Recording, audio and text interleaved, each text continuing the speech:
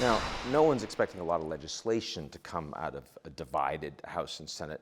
But on the debt limit, I mean, historically, when it gets towards crisis, everyone recognizes you can't default. You have to actually come together. But are we right to not be panicked about that? I hope so.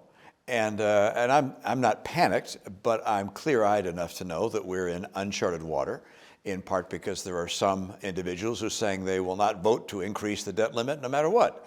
It's like, well, that's an unusual stance to take, because the debt limit being increased is required to pay Social Security and Medicare and Medicaid and our hospitals and our schools and all the things that government pays for. We talk about it paying the interest on the debt. Yes, that's really important, but it also pays all those other things.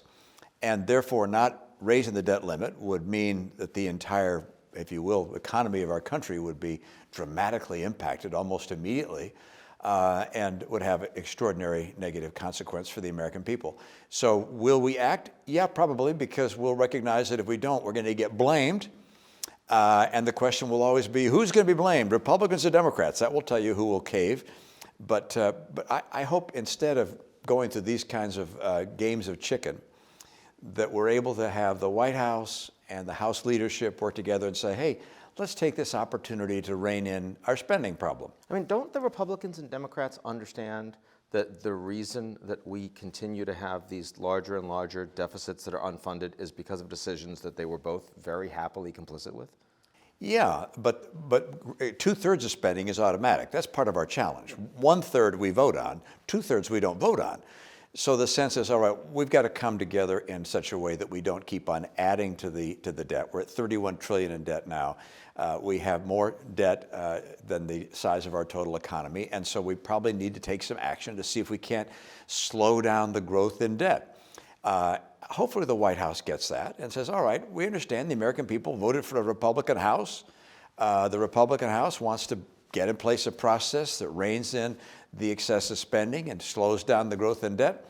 It can't be draconian, but something's got to happen, as opposed to what we're seeing now, where the White House says we're not going to negotiate. Well, that's a missed opportunity for them and for us. Now, you represent Utah, so I don't want to ask if you were a betting man, but nonetheless, I want to say you feel fairly strongly, though, at the end of the day, we're not going to see an actual default on obligations by the U.S. government. Yes, I'm quite confident that at the end of the day, we will not default.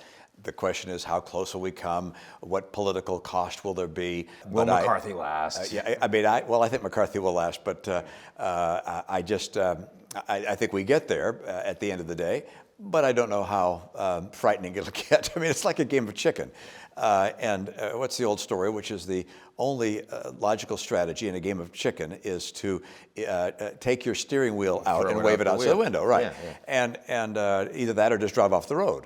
And I'd like to see this resolved sooner rather than getting to a point where people are nervous.